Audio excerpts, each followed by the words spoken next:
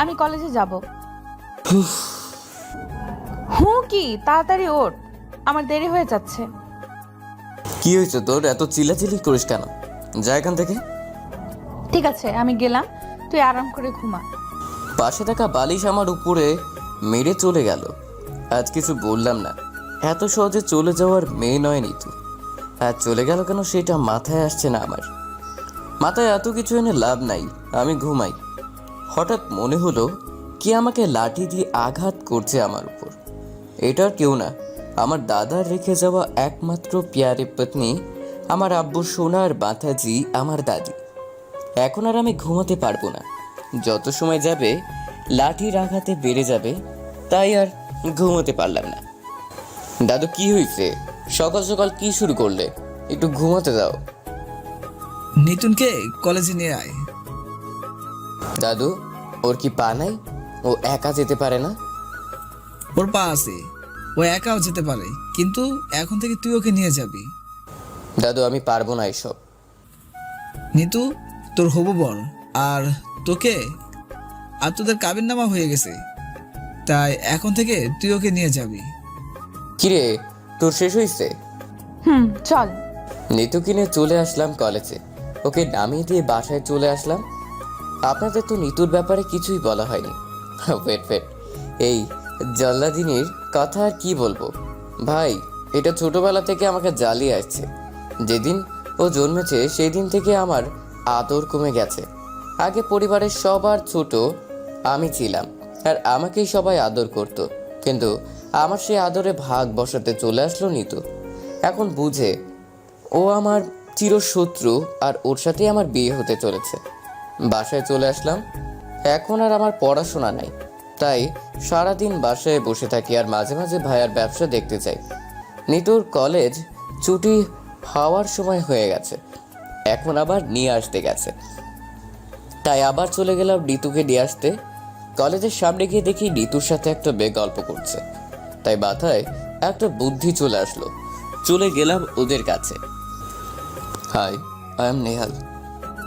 ও জানে তুই নেহাল, আর ও এটাও জানে তোর সাথে আমার বিয়ে ঠিক করা, তাই ভাব দেখিয়ে লাভ নাই। চল বাসায় যাই।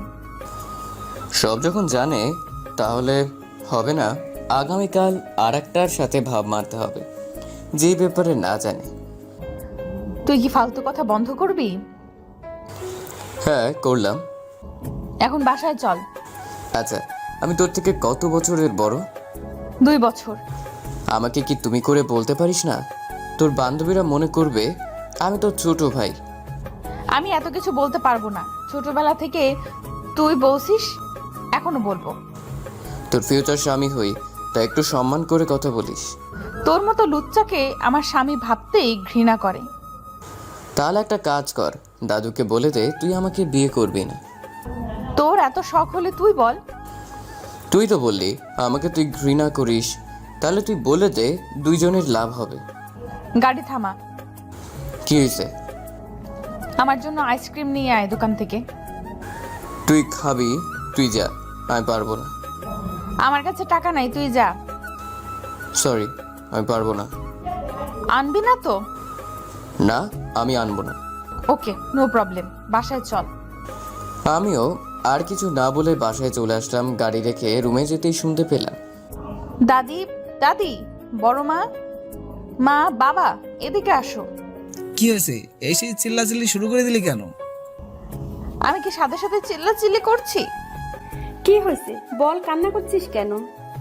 তোমার আদরের বাদর ছেলে আজকে কি করেছে জানো?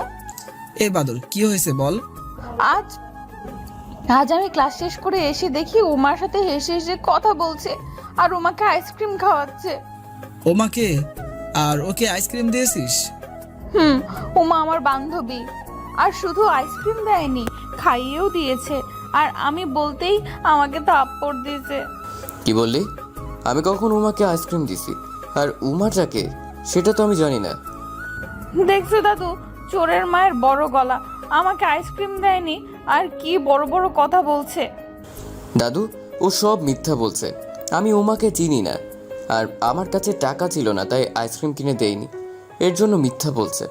চুপ কর, আইসক্রিম দিসনি তার উপরে আবার থাপ্পড় দিলি? হ্যাঁ দাদু, এই গালে মারছে, খুব ব্যথা করছে এখন। দেখ নিতু, মিথ্যে বলার অভ্যাস পাল্টা, না হলে অনেক পস্তাবি পড়ে। হারামজাদা, একে তো আমার নাতনিকে থাপ্পড় মারছিস, তার উপরে বড় বড় কথা বলছিস। আজ রাতে তোর খাবার নেই, যা এখান থেকে। আমি আর এখানে না থেকে রুমে চলে আসলাম। দাদুর সামনে থাকলে আমার শাস্তি আরও বেড়ে যেতে পারে। এখন বলছে রাতের খাবার নাই, পরে বলবে আজ রাতে বাসায় জায়গা নেই। তখন কি করব আমি? আর দাদু যা বলে তাই হয়। যদি বলে আজ থেকে 1 মাস বাসায় আর আমার জায়গা নেই, তাহলে আমি আর 1 মুহূর্তে এই বাসায় থাকতে পারবো না। আর 1 মাসের মধ্যে বাসার আশেপাশেও আসতে পারবো না। তাই যতটুকু সাজা পাইছি তাই তা মাথা পেতে নিয়ে রুমে চলে আসলাম। কিছু সময় পরে ঋতু আমার রুমে আসলো। ওকে দেখে আমি না দেখার ভাব করে আমার কাজ করতে লাগলাম। কি করিস রে? কি হলো, কথা বলছ না কেন? কোনো কথা না বলে আমার কাজ করতে লাগলাম। কি হলো, কথা বলছ না কেন? ছাড় আমাকে। ওর হাত ছাড়ানোর চেষ্টা করলাম, কিন্তু ও আরও জোরে ধরলো। আমাকে নিয়ে ঘুরতে যাবি আজ? পারবো না, আমার কাছে টাকা নেই। এই দেখ, দাদু আমাকে টাকা দিছে, চল যাই। পারবো না বললাম তো। বিরক্ত হয়ে বললাম। নিতু কিছু না বলে চলে যেতে লাগলো। আমি আমার কাজে লেগে গেলাম। হঠাৎ আমার রুমের দরজা লক করার শব্দ শুনে দরজার দিকে তাকিয়ে দেখি নিতু দরজা ভেতর থেকে লক করে আমার দিকে আসছে। কি হয়েছে তোর? দরজা লক করলি কেন? নিতু কোনো কথা না বলে আমার দিকে আসতে লাগলো। আমার কাছে এসে আমার পায়ের উপর আমার শার্টের কলার ধরতে লাগলো। আমি হাঁ করে ওর কাজ দেখছি। কি করছিস? যা এখান থেকে। তুই যাবি কি না? যাও না, তুই একা একা যা। যাবি না? না। আর কথা বলতে পারলাম না। নিতু আমার ঠোঁট চেপে ধরলো, ঠোঁট দিয়ে আমার বুকে ধুকধুক করা শুরু করে দিচ্ছে। যত সময় যাচ্ছে ধুকধুক করা বেড়েই চলেছে। আজ হঠাৎ করে কি হলো নিতুর ঠিক বুঝতে পারছি না। এর আগে এমন করেনি কোনোদিন, আজও আমাকে কিস করলো। ওর ছোঁয়া পেয়ে আমার মাথা হ্যাং করে দিয়েছে। কতক্ষণ এভাবে ছিলাম জানি না। হঠাৎ নিতুর কথায় আমার ধ্যান ভাঙলো। এখন বল, যাবি না আমাকে নিয়ে? তুই এটা কি করলি? কেন বুঝিসনি কি করলাম? না বুঝলে আবার বুঝিয়ে দেই। বুঝেছি, আর লাগবে না। তুই এটা কোথায় থেকে শিখেছিস? আর আমাকে করলি কেন? ওর মুখ আমার হাত দিয়ে চেপে ধরে বললাম। আমার স্বামীকে আমি করছি, তাতে তোর কি? তাড়াতাড়ি রেডি হয়ে নে। আলতো করে ওর হাত দিয়ে আমার মুখ ছুঁয়ে চলে গেল। আমি আহাম্মক হয়ে যাচ্ছি নিতুর আচরণে। কি থেকে কি করছে কোনো তাল নাই। এর আগে এমন করেনি ও। আজ কি হলো? আর এত পেকেছে কি করে? যে মেয়ে আমার কাছে আসলে শুধু ঝগড়া করতো, সেই মেয়ে আজ এত রোমান্টিক হলো কি করে? বসে বসে এসব ভাবছি। কিছু সময় পরে আমার নিতু আসলো। কি হলো, যাবি না আমাকে নিয়ে? বললাম তো যাব না। তোকে সোজা কিছু বললে হয় না, বাঁকা করে বলতে হয়। এই বলে চলে গেল। এখন দাদুকে নিয়ে আসবে এটা আমি ভালো করে জানি। আর দাদু নিতুর কথায় চলে বলতে গেলে। নিতু যা বলতে তাই করবে। তাই দাদুর বকা না শোনার জন্য রেডি হতে লাগলাম। কোথায় যাবি এখন? কোথায় আবার? তোমার আদরের নাতনিকে নিয়ে যাব। শার্টের বোতাম লাগাতে লাগাতে বললাম। কিরে, তুই তো বললি ও না করেছে। আগে তো না করছে। কানের ডাক্তার দেখা তাড়াতাড়ি, নাহলে কিছুদিন পরে আর কানে কাজ করবে না। দাদুর দিকে চেয়ে বললাম। দাদু কোনো কিছু না বলে চলে গেল। নিতে কিছু সময় দাঁড়িয়ে ভেঙচি কেটে চলে গেল। আমি রেডি হয়ে বাইকের চাবি নিয়ে রুম থেকে বাহির হয়ে দেখি নিতু দাঁড়িয়ে আছে। আমি কোনো কথা না বলে বাহিরে চলে আসলাম।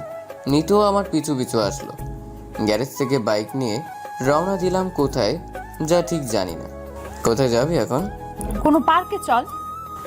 পাশের একটা পার্কে চলে আসলাম। বাইক রেখে ভেতরে গেলাম। আমি আর নিতু। আমি হাঁটছি, নিতুও হাঁটছে। আমি থেমে গেলে নিতু থেমে যায়। এক কথায় আমাকে ফলো করছে। কিছু সময় এইভাবে থেকে আমার আর ভালো লাগলো না। তাই নিতুকে বলতে লাগলাম, এখানে কিসের জন্য আসছিস? তোর সাথে হাঁটার জন্য। আমার হাঁটতে ইচ্ছে করছে না, আমি এখন বসবো। এই বলে একটা চেয়ারে বসে পড়লাম। আমিও বসবো। তুই আমাকে ফলো করিস কেন? তো কি করব? আমি তোর সাথে আসছি, তাই তুই যা করবি আমিও তা করব। আমার এখন আকাশে উড়তে ইচ্ছে করছে। আমারও। তুই যা, আকাশে ওড়। তুই গেলে আমিও যাব। যা ইচ্ছা কর।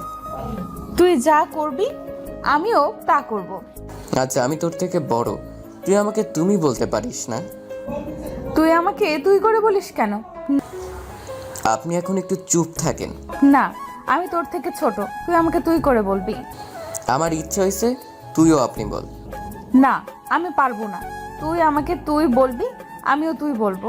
হায় আল্লাহ, এ কোন পাগলের পাল্লা আমাকে ফেললে? আমি পাগল না, পাগলি। চুপ! এই তো আর কিছু না বলে গাল ফুলিয়ে বসে আছে। এই হলো আর এক সমস্যা, কিছু বললেই গাল ফুলিয়ে বসে থাকে। এখন ওর গাল ফুলানো কমাতে হবে, না হলে বাসায় গিয়ে আমার খবর করে ছাড়বে। তাই ওর জন্য আইসক্রিম আনার জন্য বসা থেকে উঠতেই নিতু আমার সাথে উঠলো। আমি আইসক্রিমের দোকানে গেলাম, ও গেল। কিন্তু ফেভারিট আইসক্রিম ওর হাতে দিতেই ওর রাগ কমে গেল। কিন্তু যখন টাকা দিতে যাব তখন ঘটলো বিপত্তি। পকেটে হাত দিয়ে দেখি টাকা তো দূরের কথা, পকেটে একটা কাগজও নাই। পকেটে হাত নিয়ে নিতুর দিকে অসহায় অবস্থায় তাকাইলাম। চোখ দিয়ে ইশারা দিয়ে বললাম পকেট ফাঁকা। তারপর আর কি, নিতুর টাকা দিয়ে আবারও গাল ফুলিয়ে হাঁটা শুরু করলো, সাথে আমিও গেলাম। হঠাৎ করে ঘটলো আর এক বিপত্তি। নিতুর সাথে হাঁটতে হাঁটতে কখন যে একটা মেয়ের সাথে ধাক্কা খাইছি বলতে পারিনি। আমি মাটিতে পড়ার অবস্থা, মেয়েটা আমাকে ধরে ফেললো। শালা, আমি তো মেয়েটাকে দেখে অবাক। এই মেয়ে আর কেউ না, আমার ক্লাসমেট জুই, যে একসময় আমার ক্রাশ ছিল, কিন্তু আমার কপাল খারাপ ছিল তাই আর কিছু বলতে পারিনি। চোখ কোথায় রেখে ঘুরছিস? আরে জুই, কেমন আছিস? এতদিন পরে তোর সাথে দেখা হলো। ভালো, তুই কেমন আছিস? ভালো আছি। তা কি খবর তোর? আমরা যে সাথে আছি তা কি চোখে দেখসনি? ধাক্কা তো তোর সাথে খাইনি, তাই তোকে দেখিনি। সুন্দরী দেখে ধাক্কা খাবেন, তাহলে আমাদের দেখবেন কি করে? আরে রাখ তো ফালতু কথা। এখানে কি করো তোমরা? কিছু না, ঘুরতে আসলাম। তুই? কিরে, তুই আসবি না আমি চলে যাব? একটু দাঁড়া, আমি আসছি। নিতুর দিকে চেয়ে দেখি রেগে চোখ দুটো বেরিয়ে আসতে চাইছে। তোর গার্লফ্রেন্ড নাকি? না, কাজিন। তা তোরা এত অবাক হওয়ার কি আছে? আমাদের বিয়ে হলে তো বাচ্চা কাচ্চা হবে। কেন, তোদের বিয়ে হয়নি এখনো? আমাদের কি বিয়ের বয়স হয়েছে যে বিয়ে করবে? না, আপনারা এখনো কচি খুকি। আচ্ছা, আমাদের কথা রাখ। তোর অবস্থা কি? পড়াশোনা কেমন চলছে? অবস্থা বেশি ভালো না, আর পড়াশোনা ছেড়ে দিচ্ছি। ও, শুনলাম তোর নাকি বিয়ে হয়ে গেছে। জুই যেটা বলছে ওটাই হয়েছে, তবে এখনো পুরোপুরি হয়নি। মানে? এখনো বিয়ে হয়নি, তবে কাবিননামা করে আমাকে খাঁচায় ঢুকানো হয়েছে। তার মানে যা শুনেছিলাম সব সত্যি? হুম। ওটা কি তোর হবু বর?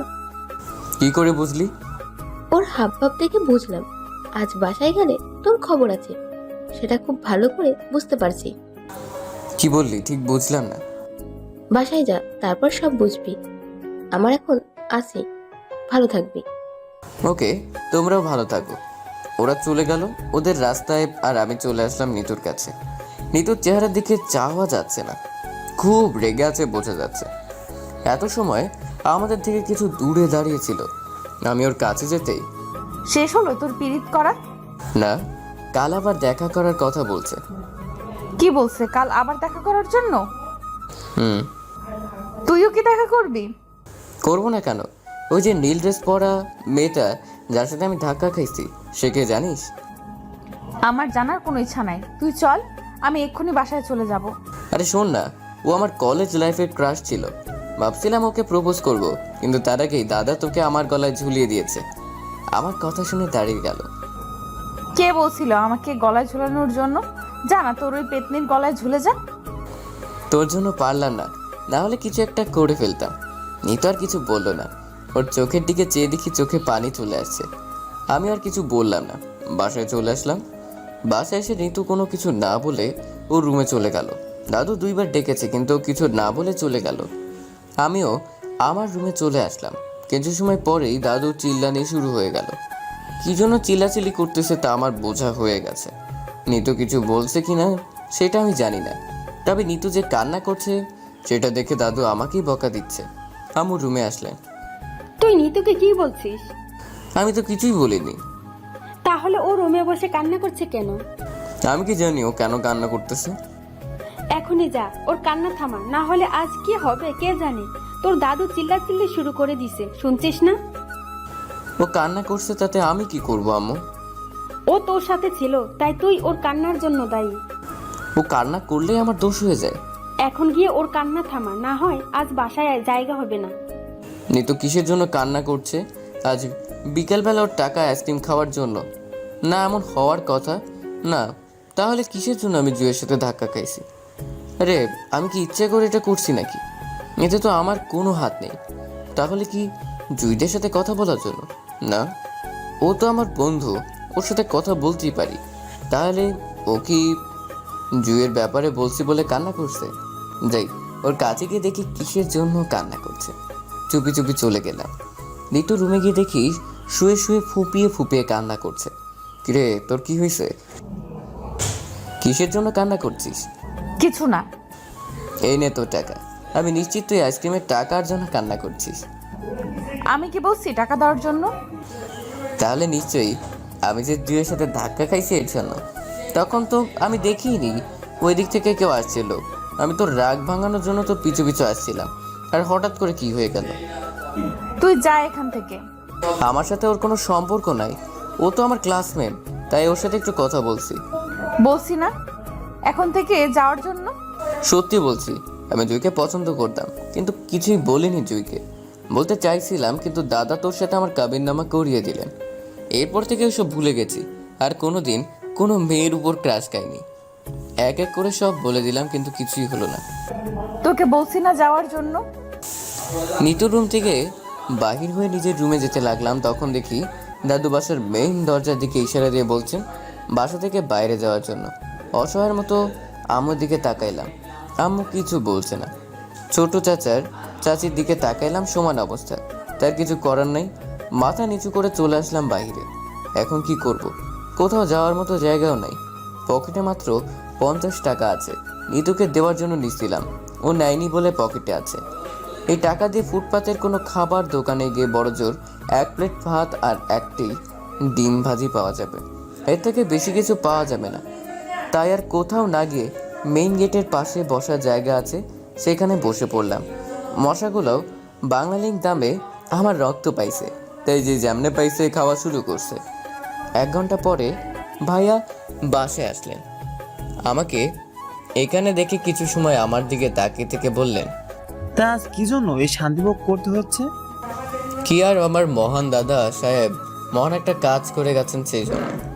যাক, আল্লাহ আমাকে এই যাতা থেকে বাঁচাইছে। ভাইয়া আজ রাত থাকার মতো একটা ব্যবস্থা করে দাও, এখানে খুব মশা কামড়াচ্ছে। আমার কাছে কোনো উপায় নাই, তবে আজ মশার কয়েল কিনে দে, সাথে আছে তুই, এটা রেখে দে। কয়লা আগুন ধরাবো কি করে? আশেপাশে কোনো দোকান থেকে আগুন নিয়ে আয়। ভাই আমার হাতে কয়েল দিয়ে চলে গেল। এই অপরাধের শাস্তি আমাদের বাসায় সব পুরুষেরা ভোগ করেছে, দাদাও মনে হয় করেছে। আমার দাদা কি করে যে এই বুড়িকে বিয়ে করছে আর কি করে সংসার করছে উনি ভালো জানেন। এখানে বসে মশার কামড় না খেয়ে হাঁটা শুরু করলাম। কোনো দোকানে গিয়ে কয়েল জ্বালিয়ে কিছু খেয়ে আসবো এই 50 টাকা দিয়ে। এখন ফুটপাতের খাবার দোকানগুলো লাগিয়ে চলে গেছে, না হয় ডিম ভাত খেয়ে নিতাম। কথায় আছে না, নাই মামু থেকে কানা মামু ভালো, তাই মাংস খাওয়ার চেয়ে এখন ডিম খেয়ে পার করে দিতাম। কিন্তু ডিমটাও আমার কপালে নাই, তাই আর কি করা। একটা কেক আর 1 বোতল পানি নিয়ে আর কয়েল জ্বালিয়ে চলে আসলাম বাসার কাছে। বসে বসে কেক খেয়ে পানি খেয়ে বসে বসে জিমুতে লাগলাম। ঘুম চলে আসলো। মশাগুলো এখন আর কিছু করতে পারছে না কয়েলের জন্য। হঠাৎ কি হলো ঠিক বুঝতে পারলাম না। আমার ঘুম ভেঙে গেল। আশেপাশে তাকাতে লাগলাম, কিছুই দেখলাম না। উপরে তাকাতে দেখি নিতু ছাদের উপর থেকে আমাকে ডাকছে। ওই উপরে চল, আয়, সবাই ঘুমিয়ে গেছে। মাথা নিচু করে বসে আছি। কি হলো? বসে বসে মশার কামড় খেতে খুব ভালো লাগছে, তাই না? আর একবার বলবো আসতে হলে আয়, না হলে আমি দরজা লাগিয়ে দেব। এখানে বসে মশার কামড় না খেয়ে উপরে গেলেই ভালো হবে, আর আমি তো নিজ ইচ্ছায় যাচ্ছি না, তাই কোনো সমস্যা হবে না। তাই অনেক চেষ্টা করে আম গাছ দিয়ে উপরে গেলাম। চুপি চুপি আমার পিছু পিছু আয়। আমি আর কথা মতো পিছু পিছু যেতে লাগলাম। নিচে এসে আমার রুমের দিকে যেতে লাগলাম। ওইদিকে কোথায় যাস? আমার রুমে যাব, আমি ফিসফিস করে বললাম, দাদু শুনে ফেললে খবর খারাপ হয়ে যাবে। তোর রুমে ইয়া বড় থালা ঝুলানো আছে। তাহলে আমি এখন কোথায় যাব? আমার রুমে চল। তোর রুমে কেন যাব? তাহলে দাদুর রুমে চলে যা। মাথা খারাপ হয়েছে? এখন দাদুর রুমে যাব? তাহলে আমার রুমে চল। কি আর করা, নিতুর রুমে যেতে হলো, এছাড়া কোনো উপায় নাই। এই খাবার খেয়ে শুয়ে পড়। এই খাবার কোথায় পাইলি? আকাশ থেকে পড়ছে। পেটে খিদা ছিল তাই চুপচাপ খেয়ে নিলাম। এখন কোথায় ঘুমাবো সেই চিন্তায় পড়ে গেলাম। ওর রুমে একটা সোফাও নেই, সোফা থাকলে সোফায় ঘুমিয়ে যেতাম। আমি দাঁড়িয়ে চিন্তা করতে লাগলাম। নিতু আমার এই অবস্থা দেখে বলল, কি হয়েছে, এরকম হাবলার মতো দাঁড়িয়ে আছিস কেন? তোর সাথে ঘুমাবো। না, দাদুর রুমে যা। একটা বালিশ দে, আমি ফ্লোরে ঘুমাবো। ফ্লোরে ঘুমাতে হবে না, আমার খাট অনেক বড় আছে, দুইজন অনায়াসে ঘুমানো যাবে। না, তারপরেও আমার একটা আনইজি লাগছিল নিতুর সাথে এক খাটে ঘুমাতে। ঘুমাতে হলে ঘুমা, না হলে আমার রুম থেকে চলে যা। কি আর করব, ওর খাট অনেক বড়, তাই দুজন ঘুমাতে কোনো প্রকার কষ্ট হবে না। আর আমারও ফ্লোরে ঘুমানোর অভ্যাস নাই, তাই খাটে শুয়ে পড়লাম। আমি একদিকে শুয়ে আছি, নিতু অন্যদিকে, আর আমাদের মাঝে কোল বালিশ দেওয়া আছে। তুই কি ওই মেয়েটাকে সত্যিই ভালোবাসিস? কোন মেয়ে? আচ্ছা, যার সাথে কথা বলছিলি? ও, জুয়ের কথা বলছিস? হুম। বাসি তো। কি বললি তুই? কিছুদিন পরে তোর সাথে আমার বিয়ে, আর তুই অন্য একটা মেয়েকে। কি হয়েছে তোর, এমন করছিস কেন? আমি কাল দাদুকে বলবো আমি এই বিয়ে করব না, তুই অন্য একটা মেয়েকে ভালোবাসিস। তোকে যদি আর কোনো দিন দেখি কোনো মেয়ের সাথে, তাহলে তোর খবর আছে। 100 বার বলবো, তাতে তোর কি?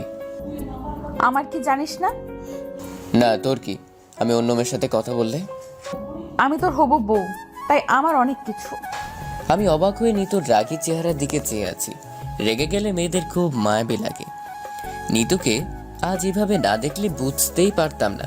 হঠাৎ করে খেয়াল করলাম নিতুর ঠোঁট দুইটা কাঁপা শুরু করে দিয়েছে, ধীরে ধীরে আমার দিকে এগিয়ে আসছে। এই অবস্থায় আমার বুক ধুকধুক করা শুরু করে দিয়েছে। কি করব বুঝতে পারছি না। নিতুকে সরিয়ে দিতেও পারছি না। ওর মিষ্টি ঠোঁটের ছোঁয়া মিস করতে ইচ্ছে করছে না। নিতু একেবারে আমার কাছে চলে আসছে, ওর নিঃশ্বাস আমার মুখে এসে পড়ছে। নিজেকে আর ঠিক রাখতে পারলাম না, ঠোঁট দুইটা এগিয়ে দিয়ে নিতুর মিষ্টি ঠোঁট চেপে ধরলাম। এই যেন এক অন্যরকম অনুভূতি, যা বোঝানোর সামর্থ্য আমার নাই। এভাবে কতক্ষণ ছিলাম মনে নাই।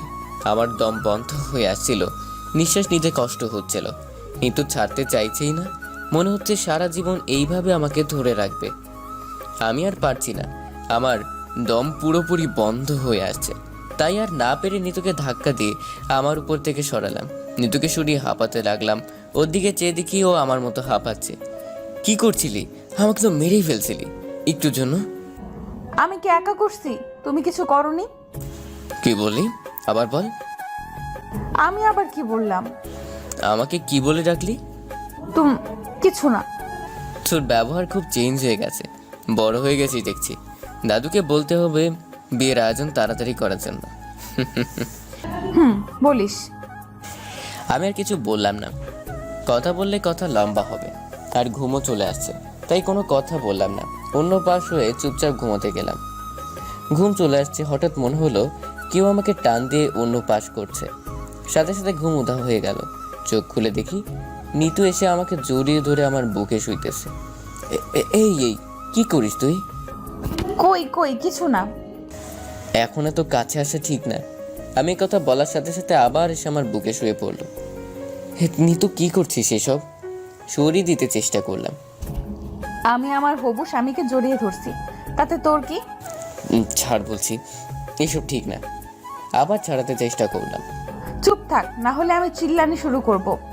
আমিও চিল্লিকে সবাইকে বলবো তোর এইসবের কথা। আমি কান্না করে চিল্লাইতেই সবাইকে বলবো তুই আমার রুমে এসে আমার সাথে জোর করছিস, তখন কি হবে বুঝতে পারছিস তো? আর কিছু বললাম না। এমন করে এর আগে ও একদিন আমাকে ফাঁসিয়েছে। এখন যদি বকে আর ওর সাথে জোর করছি, তাহলে ভাই আর আম্মু আমাকে মেরে কুচি কুচি করে নদীতে ভাসিয়ে দেবে। আর দাদু যদি আমাকে ধরার সুযোগ পায়, তাহলে আমার কি হবে আল্লাহই জানে। এখনও ছোট চাচা ছোট চাচি রয়ে গেছে, এদের কথা আর নাই বললাম, তাই চুপচাপ শুয়ে আছি। নিতু যখন আমাকে জড়িয়ে আছে, তাহলে আমিও জড়িয়ে ধরি। তারপর আমিও জড়িয়ে ধরে ঘুমিয়ে পড়লাম। সকালে ঘুম ভাঙার পর দেখি নিতু আমার বুকে খুব আরামে ঘুমিয়ে আছে। আমি উঠতে যাব কিন্তু উঠতে পারলাম না নিতুর জন্য। আজ খুব তাড়াতাড়ি পাশে রাখা ঘড়ির দিকে চেয়ে দেখি এখনও ভোর 6টা। তারপরও আমার চেষ্টা করলাম নিতুকে ছাড়ানোর, কিন্তু আমি যত ছাড়াতে চাই ও তার থেকেও বেশি শক্ত করে আমাকে জড়িয়ে ধরে। কোনো উপায় না পেয়ে আবার ঘুমিয়ে গেলাম। হঠাৎ ঘুম ভেঙে গেল। চোখ খুলে দেখি নিতু আমার উপর আগের মতোই ঘুমিয়ে আছে। সামনে তাকাতে আমি কেঁপে উঠলাম। দাদু আমাদের দিকে রাগি চোখে তাকিয়ে আছে। আমি দেখে ভয় পেয়ে গেলাম, তাই নিতুকে ধাক্কা দিতে লাগলাম, কিন্তু ওর ওঠার কোনো সারা শব্দ নাই। তাই জোরে একটা ধাক্কা দিলাম। কি হয়েছে? চুপচাপ ঘুমাতে পারিস না? সামনে তাকিয়ে দেখ।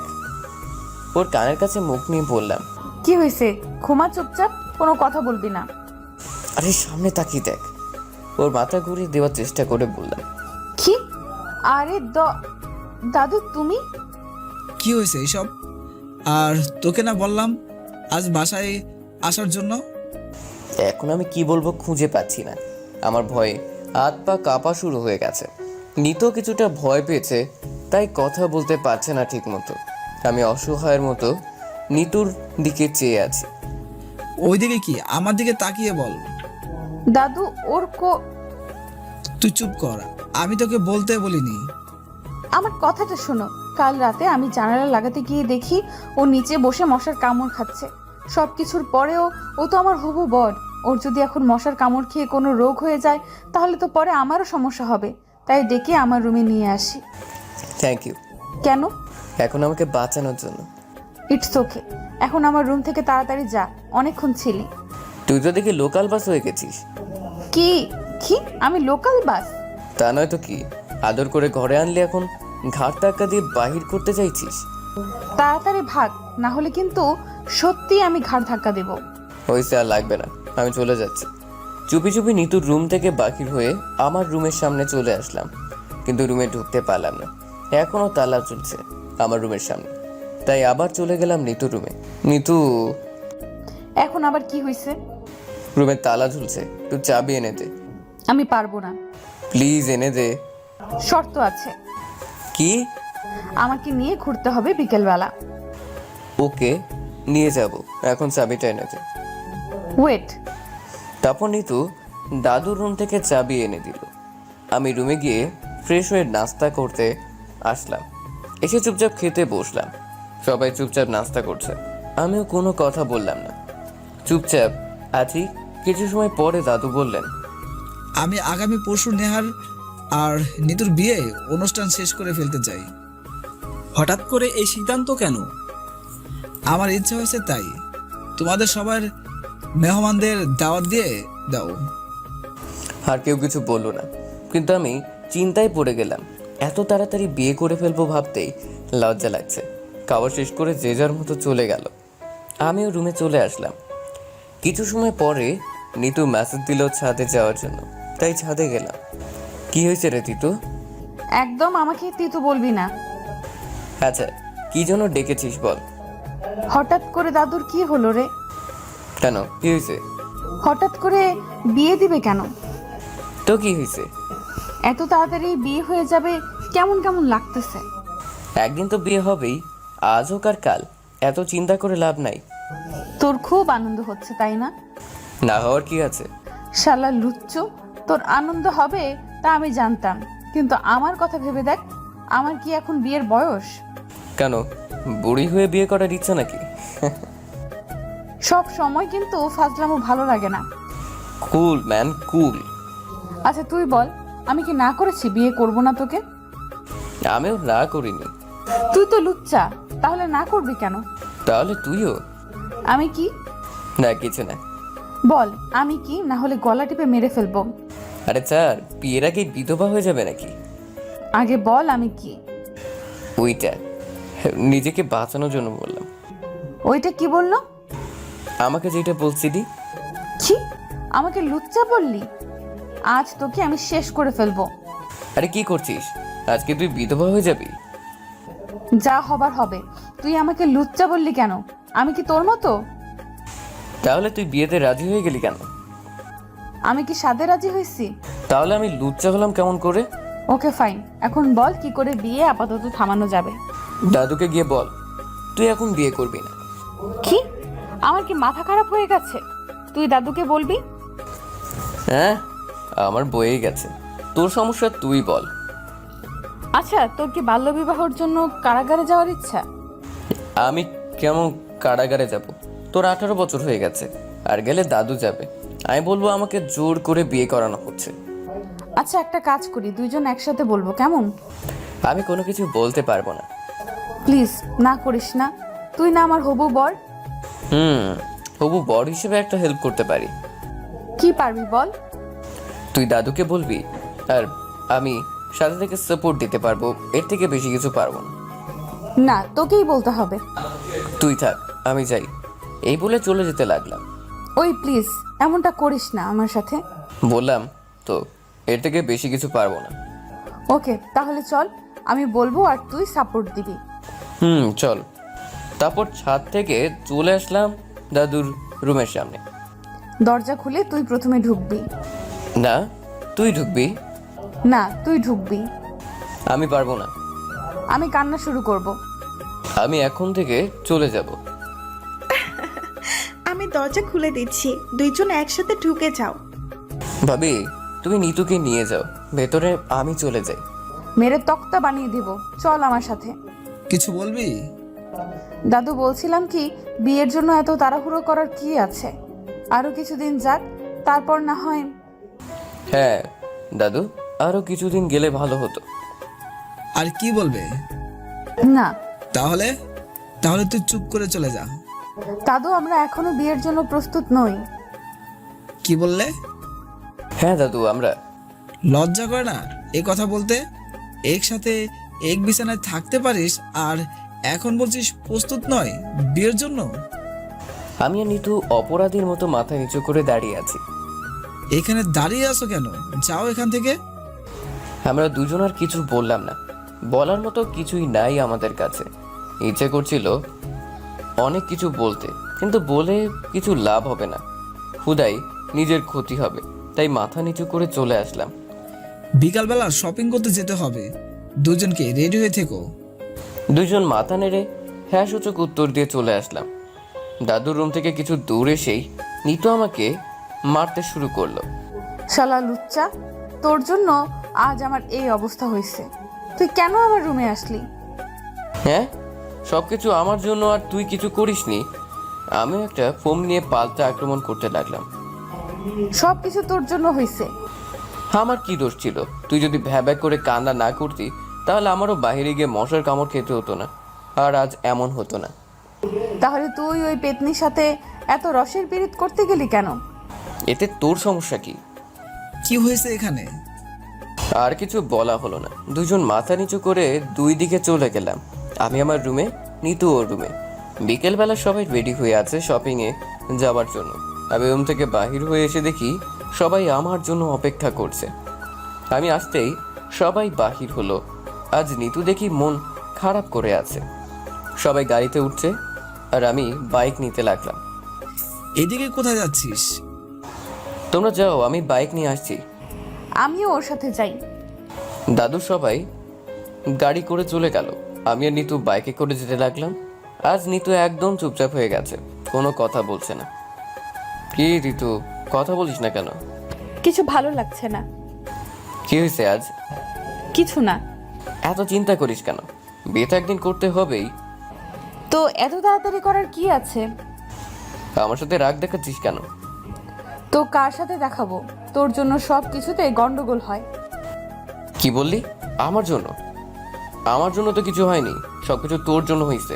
চুপচাপ বাইক চালা, না হলে গলা টিপে মেরে ফেলবো। হ্যাঁ, বেড়ে ফেল। তোকে বিয়ে করাচ্ছে, তোর হাতে মরে যাওয়া ভালো। তোকে মেরে আমি সারা জীবন জেলের ভাত খাবো, তাই না? তুই জেলের ভাত খাইলে আমার কি? কি বললি? তোর কিছুই না। না। ওকে। চলে আসলাম শপিং মলে। বাইক পার্কিং করে সবাইকে খুঁজতে লাগলাম। হ্যাঁ, পাইছি। ওনাদের খুঁজে এখন ওনাদের কাছে চলে গেলাম। বিকাল থেকে রাত 10টা পর্যন্ত সবাই কেনাকাটা করলো। আমি আর নিতু মন মরা হয়ে ওদের সাথে ঘুরছি। আমার পায়ে ব্যথা শুরু হয়ে গেছে। একটানা 6 ঘন্টা দাঁড়িয়ে থাকা যায় আপনারা বলেন? এখন খাবার খেয়ে বাসায় যাওয়া হবে, কারণ এখন বাসায় গিয়ে রান্না করা সম্ভব না। আর বাসাও কেউ নাই যে রান্না করে রাখবে। একেবারে ফুল প্যাকেজ নিয়ে শপিংয়ে আসছি। রাতে খাবার খেয়ে বাসায় চলে আসলাম। আজ খুব ধকল গেছে শরীরের উপর, তাই কাপড় চেঞ্জ করে ফ্রেশ হয়ে এসে গা বিছানায় এলিয়ে দিতেই ঘুম চলে আসলো।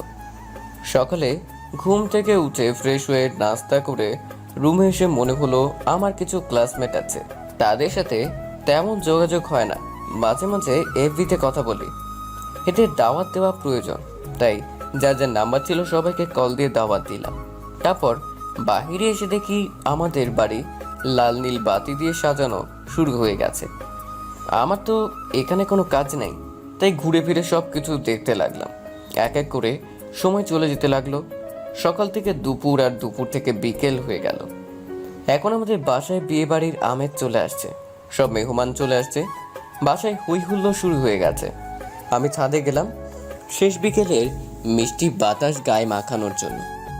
কিন্তু এ কি, ছাদে এসে দেখি গায়ে হলুদের স্টেজ সাজানো হচ্ছে। আমার বিয়ে, আমার গায়ে হলুদ হবে, কিন্তু আমি কিছুই জানি না। রুমে চলে আসলাম। আমার গায়ে হলুদের অনুষ্ঠান করার কোনো ইচ্ছা নাই, কিন্তু আমার কিছুই করার নেই। মাথা পেতে সব কিছু মেনে নিতে হবে। এরকম বিয়ে আমার চিরদিনের শত্রুরও যেন না হয়। আমার তেমন কোনো শত্রু নাই। তারপরে বললাম, রাতের খাবার খাওয়ার পরে ভাবি সে গায়ে হলুদের জামা কাপড় দিয়ে বলে গেল তাড়াতাড়ি রেডি হয়ে ছাদে যাওয়ার জন্য। বাদ্য ছেলের মতো কাপড় পরে রেডি হতে লাগলাম। আবার ভাবি সে বলল তাড়াতাড়ি ছাদে যাওয়ার জন্য। সবাই নাকি আমার জন্য অপেক্ষা করছে। আমিও তাড়াতাড়ি রেডি হয়ে ছাদে যেতে লাগলাম। ছাদে এসে আমার চোখ কপালে উঠে গেল। আমি কি দেখছি? একটা পরী বসে আছে আমার সামনে। না, এটা পরী হবে কেমন করে? এর তো ডানা নাই, তাহলে এটা ডানা কাটা পরী। আজ নিতুকে নীল শাড়ি পরানো হয়েছে, সাথে হালকা মেকআপ। অসাধারণ লাগতেছে বলে বোঝাতে পারবো না। এভাবে হা করে কি দেখতেছ? যাও ওর পাশে গিয়ে বসো। আমি গিয়ে নিতুর পাশে বসলাম। অনুষ্ঠান শুরু হলো, সাথে সাথে শুরু হলো ক্যামেরাম্যানের অত্যাচার। ভাই এই দিকে তাকান, ভাবি এই দিকে তাকান। প্রায় 2 ঘন্টা পরে আমার আর নিতুর উপর অত্যাচার করা শেষ হলো। রুমে এসে দেখি রাত 2টা হয়ে গেছে। কাপড় চেঞ্জ করে দিলাম এক ঘুম। সকালে ঘুম থেকে উঠলাম, দরজায় ঠাস ঠাস ঠাস শব্দ শুনে মোবাইল হাতে নিয়ে দেখি অফ হয়ে আছে। মনে হয় চার্জ শেষ হয়ে গেছে। কোনো রকম ঘুম ঘুম চোখে দরজার কাছে গেলাম। দরজা খুলে দেখি দাদু সামনে দাঁড়িয়ে আছে। আজ আমি কি এমন করলাম যে এভাবে দাঁড়িয়ে আছে?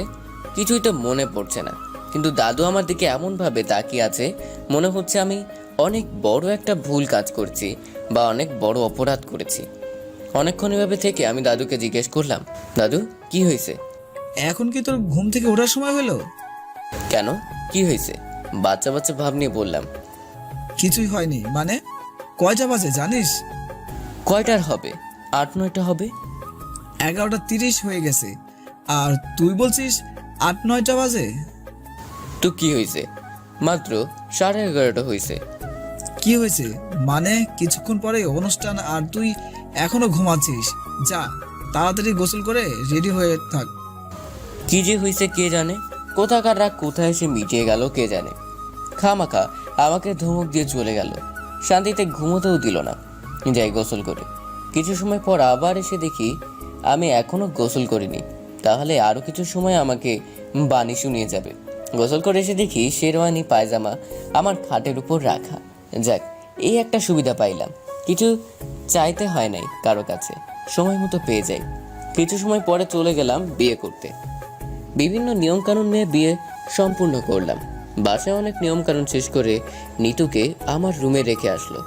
আজ একবারও নিতুকে ঠিক মতো দেখতে পারিনি। আজ কেমন লাগছে নিতুকে তা ঠিক বলতে পারবো না। সারাদিন মাথায় লম্বা ঘোমটা দেওয়া ছিল। অনেক অপেক্ষার পরে স্বপ্নের বাসর ঘরে যাওয়ার সময় আসলো। আমার রুমের দরজা খুলতে যাব তখন ভাবে এসে আমার সামনে হাজির। কি দেব সাহেব, এত তাড়া কিসের? কিসের তাড়া? আমার রুমে আমি যাব, এতে তাড়াহুড়া করার কিছু নাই। হ্যাঁ, এটা তোমার রুম, কিন্তু আজ একটা বিশেষ রাত, আর এখন ভেতরে যেতে হবে। আমাকে বকশিশ দিয়ে যেতে হবে। ও তাই? আমি তো ভুলেই গেছিলাম তুমি আমার ভাবি, তাই এই বিশেষ রাতের জন্য তুমি আমাকে গিফট দিলে না। এখনো আমার কাছ থেকে বকশিশ চাওয়া হচ্ছে, এখন তুমি দাও। কি? আমি কেন দিব? আর আমি এত কষ্ট করে রুম সাজালাম, আর তুমি বলছো তোমাকে আমি বকশিশ দেব? আচ্ছা, তোমায় আমাকে দিতে হবে না, আমি তোমার কাছে গিফট পাই আর তুমি বকশিস, তাই তো? আমার কাছে কোনো গিফট নেই, আমার বকশিস দাও তাড়াতাড়ি। এ কেমন কথা? তুমি আমাকে বিশেষ রাতের জন্য গিফটও দিবে না? এ কেমন ভাবে হলো তুমি? আচ্ছা আমি পরে তোমার গিফট দিয়ে দেব, আগে বকশিস দাও। তোমার বকশিস করে আর আমার গিফটে কাটাকাটি, এখন আমাকে যেতে দাও। কি বললে? তা তো হবে না। আমার টাকা দিয়ে তো আমাকে গিফট দিবে, তাহলে আমার টাকা আমার কাছেই থাক, তোমাকে গিফট দেওয়া লাগবে না, আমাকে যেতে দাও। তা হবে না, তুমি বকশিস না দিলে আমি যেতে দিব না। ওকে, তুমিও আমার সাথে চলো, দুজনের সাথে বাসর করব। এই বলে ভাবির দিকে যেতে লাগলাম। ফাজিল শয়তান, আমাকে তো বকশিস দিয়ে গেলি না, এখন দেখবি বাসর করতে পারবি না, আর তোর বউ তোকে কানে ধরে নাচাবে। হয়েছে, আমার চিন্তা করতে হবে না তোমাকে। ভাবি চলে গেল, আমি দরজা লাগিয়ে ঘুরে দেখি, আমি ভেতরে গিয়ে দরজা লাগিয়ে দেখি নিতু বিছানায় ঘুমিয়ে আছে। ওর কাছে গেলাম, বাচ্চা মেয়েদের মতো হাত পা এক করে আটো সাটো হয়ে ঘুমিয়ে আছে, একেবারে খাটের মধ্যখানে ঘুমিয়ে আছে। এখন ওর বিয়ে শাড়ি গায়ে জড়ানো। কে যেন বলেছিলেন ঘুমের মধ্যে ললনাদের চেহারা খুব মায়াবী হয়ে যায়। এতদিন শুধু শুনেছি, কিন্তু আজ নিজ চোখে নিতুর ঘুমন্ত মায়াবী চেহারা দেখে বুঝতে পারছি। ওর সামনে চুলগুলো মুখে এসে পড়েছে, ইচ্ছে করছে ও চুলগুলো আলতোভাবে কানের পাশে গুজে দিতে, কিন্তু ওর ঘুম ভেঙে যায় যদি, সেই জন্য কিছু করলাম না। ওর দিকে চেয়ে আছি কিছুক্ষণ। এভাবে ধাক্কানোর পরে হঠাৎ দেখি নিতুর ঘুম ভেঙে গেছে। আমি ওর দিকে তাকিয়ে আছি দেখে ও তাড়াতাড়ি করে শোয়া থেকে উঠে পড়লো। আমার খুব ঘুম পাচ্ছিল, তাই ঘুমিয়ে পড়ছিলাম। সমস্যা নেই, ঘুমিয়ে যায়, আমারও ঘুম চলে আসছে। হুম। কিরে, কাপড় চেঞ্জ করবি না? ইচ্ছা করছে না, খুব ঘুমের জন্য চোখ খুলতে পারছি না। আর এই শাড়ি পরে ঘুমাবি কি করে? সাথে 1000 পিন মারা। উঠে তাড়াতাড়ি শাড়ি পাল্টে এসে ঘুমিয়ে পড়। ওর মাথা ধরে চেষ্টা করলাম তোলার জন্য। ছাড় না, আমার ইচ্ছে করছে না। তুই পিনে কুচা খা, এতে আমার কোনো সমস্যা নেই, কিন্তু আমাকে ওর সাথে খাওয়াবি নাকি? চুপচাপ ঘুমিয়ে পড়, আমার কথা বলতে ইচ্ছে করছে না। বুঝতে পারছি, এভাবে কাজ হবে না, আমি নিজে তোর কাপড় চেঞ্জ করে দিচ্ছি, এই বলে শুরু করে দিলাম। এই এই, একদম আমাকে টাচ করবি না। আমার বউকে আমি টাচ করব, এতে তোর সমস্যা কি? তোর একেবারে কাছে গিয়ে, এই, তুই আর একটু আমার দিকে আসলে তোর মাথা ফাটিয়ে দেব। তাহলে তাড়াতাড়ি যা, শাড়ি চেঞ্জ করে আয়, না হলে আমি কিন্তু। কি করবি? কি করবি? দেখবি কি করব। একটু অপেক্ষা কর, আমি কাপড় চেঞ্জ করে আসি, তারপর দেখবো তুই কি করিস। আমি রুমে বসে কাপড় চেঞ্জ করে নিলাম, কাটে বসে মোবাইল হাতে নিয়ে বিতে গেলাম।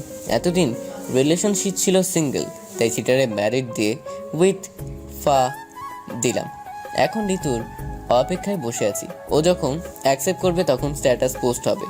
বসে বসে নিউজ ফিডে ঘোরাঘুরি করছি।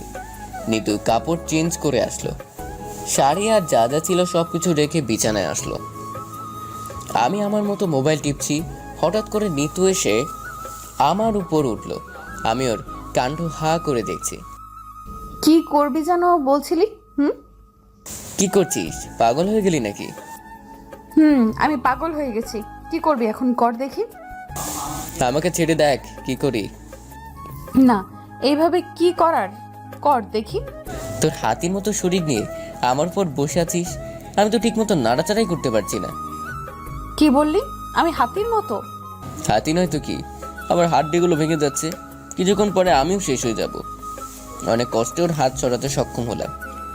তোকে তো মারার প্ল্যান করে এই বিয়েতে রাজি হইছি। না, এইভাবে আর হবে না, এখন অন্য কিছু করতে হবে, নাহলে আমাকে আর সত্যি মেরে ফেলবে। এমনিতেই আমার পেটের উপর বসে আছে। কি হলো বাবু, এত চিন্তা করো কি? আমাকে কি করবে বলেছিলে না আগে, এখন কি হলো? আমার মুখের সামনে ওর মুখ এনে বললো, এই তো পাইছি শুধু, এখনই কিছু একটা করতে হবে। আর দেরি না করে আমার হাত দিয়ে ওর মাথা চেপে ওর ঠোঁট আমার ঠোঁট চেপে ধরলাম। প্রথমে কিছুই করলো না, চুপ করেছিল, কিন্তু কিছু সময় যেতেই আমার ঠোঁট কামড় দিতে শুরু করলো। আমি আর না পেরে নিতুকে ছেড়ে দিয়ে চিৎকার দিলাম, আমি বজ্জাত মেয়ে, আমার ঠোঁট খেয়ে ফেললি। বলাতে নিতু অর্থ হাসি দিতে লাগলো। ওর হাসি দেখে আমি ফিদা হয়ে গেলাম, কিছুই বলতে পারছি না, শুধু ওর হাসি দেখছি। কি রে, আর আমার সাথে পাঙ্গা নিবি? এখন দেখবি কি কি করতে পারি। না না, এমন করিস না। আমি তো তোর ছোট বোন, তাই না? কি বললি? তুই আমার ছোট বোন? তাহলে আমার বউকে আর আমি কাকে বিয়ে করলাম? না মানে আমি তোর বউ, কিন্তু আমি তো এখনো অনেক ছোট। আমার সাথে কিছু করিস না। তুই বুঝি তুই এখনো ছোট? হুম। আচ্ছা, তুই বড় হ, তারপর সব কিছু করবো, কিন্তু আমার সাথে বেশি পাকামো করবি না। ঠিক আছে, কিন্তু তুই এভাবে আমার দিকে আসছিস কেন? ছোটদের যতটুকু আদর করা যায় ততটুকু করব। প্লিজ আমাকে ছেড়ে দে, আমি আর এমন করব না। কামড় দেওয়ার সময় মনে ছিল না? আর কোনো দিন এমন করব না, আমাকে ছেড়ে দে। ছেড়ে দিতে পারি, যেখানে কামড় দিছিস সেখানে আদর করে দে। আমি পারবো না। তাহলে তো জোর করতে হবে। প্লিজ। আর কথা বলার সুযোগ দিলাম না, 4 ঠোঁট এক করে নিলাম। আমিও ঠোঁটের স্বাদ নিতে লাগলাম। এভাবে কত সময় ছিলাম জানি না। আমি ছেড়ে দিতেই নিতু কান্না শুরু করলো। কি হয়েছে, এভাবে কান্না করিস কেন? তুই আমার সাথে এমন করতে পারলি? আদর তো আমি কি করলাম? তুই আমাকে জোর করে। চুপ কর, না হলে আমার করব। কাল সকালে এর মজা বোঝাবো। আচ্ছা, যা করার করিস, এখন ঘুমা। আর কিছু বললো না, চুপচাপ আমার থেকে দূরে সরে অন্যদিক হয়ে শুয়ে পড়লো। দুজনের মধ্যখানে এত জায়গা রাখার জন্য বিয়ে করলাম নাকি? কিরে, এত দূরে কেন? তো কি হয়েছে? কি হয়েছে মানে? মাঝখানে এত জায়গা ফাঁকা রাখার জন্য বিয়ে করছি নাকি? এদিকে আয়। আমি পারবো না। ওকে, আমি আসছি, এই বলে নিজেকে জড়িয়ে ধরলাম। ছাড় বলছি। ছেড়ে দেওয়ার জন্য ধরিনি, আরো জোরে জড়িয়ে ধরলাম। ছেড়ে দে, না হলে খুব খারাপ হবে। কি হবে শুনি? ছেড়ে দে প্লিজ। আচ্ছা, কি হয়েছে তোর বলতো? আমার ভালো লাগতেছে না। ওই দিন তো ঠিকই জড়িয়েছিলি সারা রাত, তাহলে আজ কি হয়েছে? আজ ভালো লাগছে না, তাই ছেড়ে দে। ওকে, তুই যা, আমি জুয়ের সাথে কথা বলি। আজ দেখছিস খুব সুন্দর লাগছে জুইকে। আমি তো যে প্রথম দিন ক্রাশ খাইছি, আজও তেমন। কি বললি তুই? আজ ওই মেয়ের দিকে আবার তাকিয়েছিস? খুব সুন্দর লাগছিল, আর এখন খুব মনে পড়ছে। একটু কথা বলি, তুই ঘুমা। কাজ হয়েছে তাই আর একটু দিলাম। পাশে বউ রেখে তুই অন্য মেয়েকে মিস করছিস? তোকে আজ কি করব আমি? কি হলো ঘুমা, আমি জুয়ের সাথে কথা বলি। যা এখান থেকে, এই খাট থেকে নেমে যা, এই রুম থেকে যা। আরে এমন করছিস কেন? ওর চোখে পানি চলে আসছে। তো কি করব? যা তুই ওই পেতনির কাছে। এই বলে অন্যদিকে শুয়ে পড়লো। ও যে আমাকে ভালোবাসে তা না বললেও আমি বুঝে গেছি। এখন নিশ্চয়ই কান্না করবে, আর দেরি করা ঠিক না। তাই নিতুর পাশে শুয়ে আমার দিক করে বুকে জড়িয়ে ধরলাম। কান্না করে চোখের পানি দিয়ে ভাসিয়ে দিচ্ছে। ছেড়ে দে আমাকে তুই, তোর ওই পেতনির কাছে যা। আমার বউ রেখে ওর কাছে যাবো কেন? আমি তো আমার বউকে ভালোবাসি। কচু ভাবিস, যা না তোর ওই পেতনির কাছে। চুপ কর, আর একটু কান্না করবি না। এইভাবে ঘুমিয়ে গেলাম। হঠাৎ করে ঠাস করে শব্দ হলো, সাথে সাথে আমার ঘুম ভেঙে গেল। চোখ খুলে দেখি বাসার সবাই আমার সামনে দাঁড়িয়ে আছে, সাথে নিতু। আমি উঠে বসতেই দাদু এসে ঠাস ঠাস করে 2টা বসিয়ে দিল। আমি কিছুই বুঝলাম না, কি জন্য আমাকে থাপ্পড় দিল। তোর লজ্জা করে না এইসব করতে? তুই আমার ছেলে, এটা ভেবে আমার নিজের লজ্জা করছে। আরে 2টা দাও, ওর জন্য কম হয়েছে। আমার তো ইচ্ছা করছে এক্ষুনি তোকে মেরে ফেলতে। এখন থেকে টাইট দিয়ে রাখো, না হলে বেশি বেড়ে যাবে না। এখন শুধু নিতু রুমে আছে, আর সবাই চলে গেছে। থাপ্পড়কে 2 গালে ব্যথা হয়ে গেছে। কি থেকে কি হলো আর কি জন্য এত থাপ্পড় খেললাম কিছুই জানি না। তুই এখানে দাঁড়িয়ে আছিস কেন? তোরও মারবার ইচ্ছে হলে মেরে দে। ইস, গাল দুইটা একেবারে লাল হয়ে গেছে। এত আদর দেখাতে হবে না, তুই নিশ্চয়ই ভুলভাল কিছু বলেছিস। কাল রাতে বলেছিলাম না মজা বোঝাবো? এখন বুঝলি তো মজা? আমি জানতাম তুই এসবের ওস্তাদ। উফ, ব্যথা পাচ্ছি, ছাড়ো আমায়। এতক্ষণ আমাকে থাপ্পড় খাওয়ালে তার সুদ নিতে হবে। উফ দাদু, এই দেখো আবার। আমি মনে করছি সত্যি দাদু এসেছে, তাই তাড়াতাড়ি করে সরে গেলাম। সেই সুযোগে নিতু বিছানা থেকে উঠে চলে গেল। আরো কিছু খাওয়ার ইচ্ছা আছে নাকি? ইচ্ছা আছে বলে এদিকে আয়। আয় আয়, বাহিরে আয়, তারপর দেখবো কি করতে পারিস। আমি ফ্লোরে পা রেখে বিছানায় মোবাইল খুঁজতে লাগলাম, কিন্তু কোথায় যে রাখছি মনে পড়ছে না, তাই খুঁজতে লাগলাম। হঠাৎ চোখ গেল ফ্লোরে। হায় আল্লাহ, এ কি দেখছি আমি? আমার সাদের মোবাইল কত বিক্ষত হয়ে ফ্লোরে পড়ে আছে। আমাকে বিনা দোষে মেরে গেল, সাথে আবার মোবাইলটা কি দোষ করেছিল? এখন ফ্লোরে বসে কান্না করতে ইচ্ছে করছে। মোবাইলে আমার কত ইম্পর্টেন্ট ফাইল ফোল্ডার রাখা ছিল, এখন এগুলো কোথায় পাবো আমি? ফ্লোরে বসে কান্না করছি, এমন সময় নিতু রুমে আসলো। আরে কি হয়েছে আমার লক্ষ্মী বাবুটা? এভাবে কান্না করছে কেন? কান্না করে ওর দিকে আমার মোবাইলটা এগিয়ে দেখালাম। হায় আল্লাহ, এই কি হলো? মোবাইলটা একেবারে শেষ করে গেল। আমার মোবাইলটার কি দোষ ছিল? ইস বেচারা, মোবাইল আর মোবাইলের মালিক বিনা দোষে শুধু শাস্তি ভোগ করতে হয়। আমার দোষ কি ছিল যার জন্য আমার সাথে এমন করলি? দোষ একটাই, কাল রাতে আমার সাথে বেশি বাড়াবাড়ি করা। আফসোস। কি হলো এটা? কেমন বলেছিস যার জন্য সবাই আমার উপর ক্ষেপে আছে?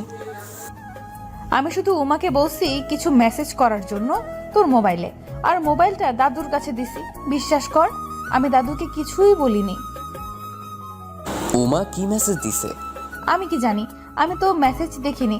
আচ্ছা এসব বাদ দে, ফ্রেশ হয়ে আয়, নাস্তা করবি। তোর কি একটু লজ্জা করে না এত বড় বড় মিথ্যা কথা বলতে? আরে আমাকে ধমক দিচ্ছিস কেন? আমি আজ কোনো কথা বলিনি, যা বলার ওই উমা শয়তান্নি বলেছে। শালি কুত্তিকে একবার পাই, ওর জন্য আমার বাবুটাকে এত মেরেছে। আমার সাথে একদম আলগা পিরিতি দেখাবি না। ঝাটকা মেরে নিতুকে সরিয়ে দিলাম। নিতু কিছু দূরে গিয়ে পড়লো। আমার ঝাটকার সাথে আমি ওর দিকে নাচে বাথরুমে চলে গেলাম। ফ্রেশ হয়ে এসে হাত মুখ মুছে বাসা থেকে চলে আসলাম।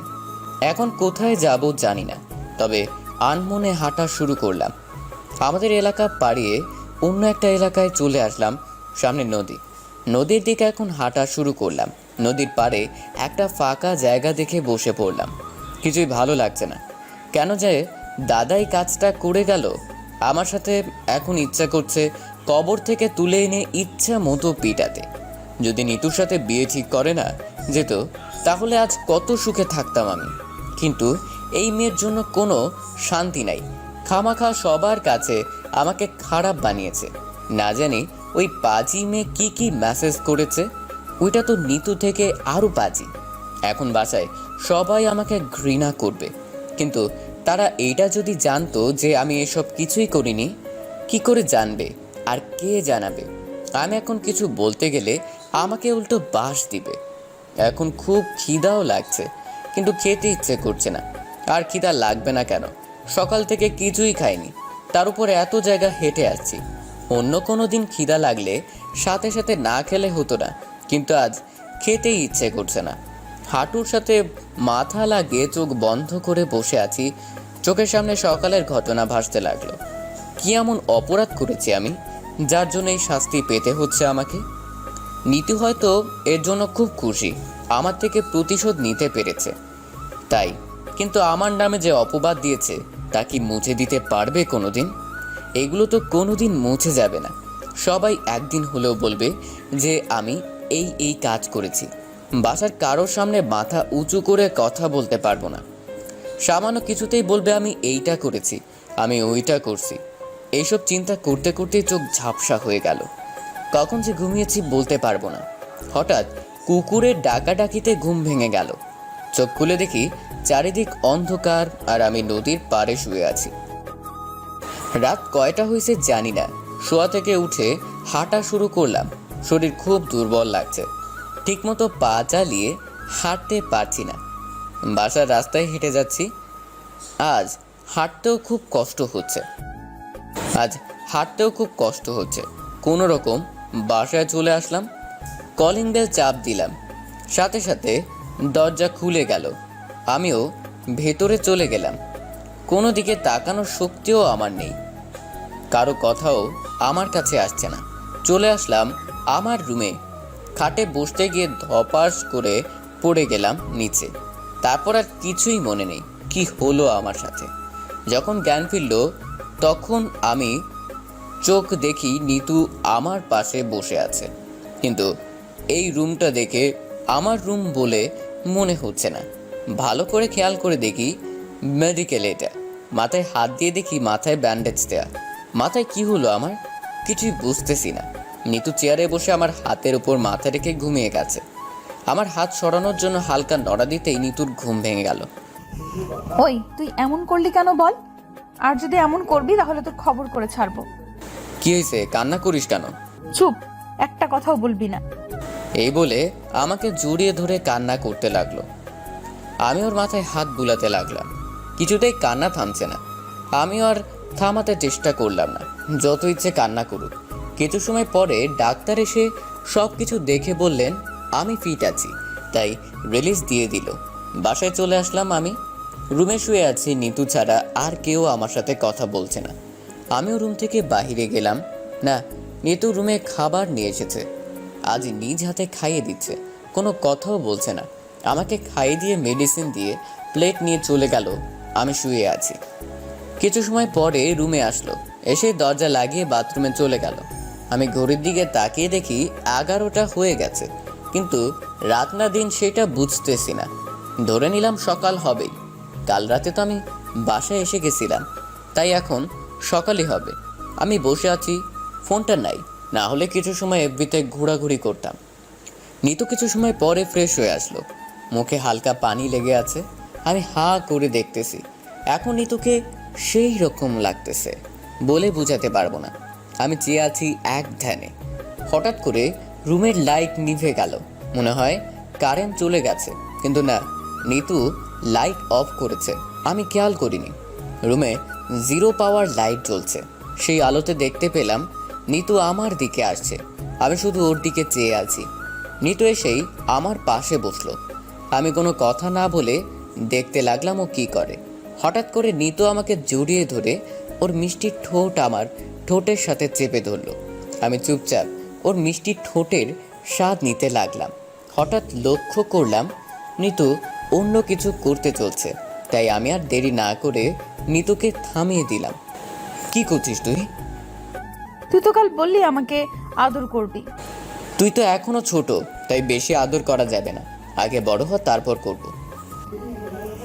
আমি অনেক বড় হয়ে গেছি, তুই যা চাইবি তাই করব। আচ্ছা, সময় মতো সব কিছু চেয়ে নিব। এখন চুপ কর, আমি বাইরে থেকে একটু ঘুরে আসি। এই বলে উঠতে গেলাম। কি, তুই এত রাতে ঘুরতে যাবি? কি, এখন রাত? এখন রাত, তাই চুপচাপ ঘুমা। কালকের জন্য আমি খুবই দুঃখিত, আমাকে তুই মাফ করে দে। আমি আর কোনো দিন এমন করব না। কি বলবো বুঝতে পারছি না, তাই চুপ। প্লিজ আমার সাথে রাগ করিস না, আর আমি আর জীবনেও এমন করব না। আমি কি বলছি তোর সাথে রাগ করছি? তুই কান্না থামা। বুকে আরো শক্ত করে জড়িয়ে ধরে বললাম। আমি জানি আমার সাথে রাগ করে আছিস। বললাম তো রাগ করিনি, এখন কান্না থামা। তাহলে কালকের মতো এমন করিস না কেন আমার সাথে?